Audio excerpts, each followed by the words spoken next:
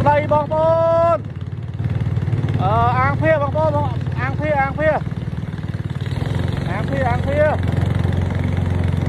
ងសឹកអូសោមអូខេបងប្អូន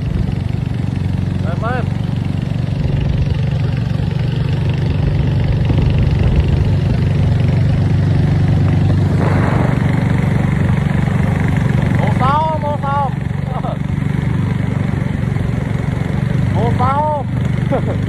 អូសោមឯអាងភៀបងប្អូនអាងភៀកុកដូងអើយបងប្អូនអើយមិនឡើងទៅទុំមកជាបាត់តែតំរំទៅខំណាខំមួយចូលខំ3ខំមកខំមួយបាន3ខំណាបងប្អូនអើយតាមមកចង់តាមឡើង2 3ម៉ោងហើយជារត់ទៅហើយប្រឡងនៅក្រោយប្រឡងនៅក្រោយ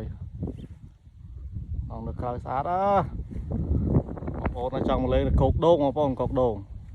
ខាងនោះខាងកូននោះដីលេងបាត្រាអេមមើលបងប្អូនសកម្មភាពយើងចេញដំណើរពេលព្រឹកទៅរកប្រឡងត្រីឆ្ដោ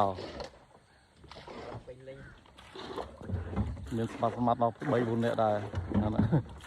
ចាំមើលអត់លទ្ធផលបងប្អូនល្ងាចជួបគ្នាមួយទៀតណាបងប្អូនឡង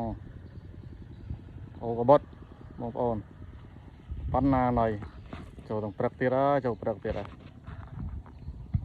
ស្អែកទៅចូលមកទៀតបងប្អូនល្ងាចយើងជ្រៅចូលមកជ្រៅដែរហើយលទ្ធផលរបស់យើងនេះលទ្ធផលក្នុងក្រុងណាលទ្ធផលអេមណាធំល្អជាតិម៉ងអានេះផ្អែមប្លែកណាហើយបងប្អូននៅប្រឡងហើយនៅក្រៅខ្នងជាតិបងប្អូនអេមានស្នេហ៍ចុងម៉ោងទៀតណាចូលទៅកន្លះគីឡូខ្នាតដល់បងប្អូនអើយណាឡងក្រោយខ្នងដូចផ្កាអញ្ចឹងអេហ្មងដល់ត្រីលទ្ធផលឡើងនេះក្បាលទី20ហ៎ខ្នាតបងប្អូនគឺតុបចប់ងាប់ទៀតត្រីទីវិញនោះទីវិញវិញទីទៅចូលធំទៅត្រូវត្រីធំចូលហើយលោកឆ្លើតិច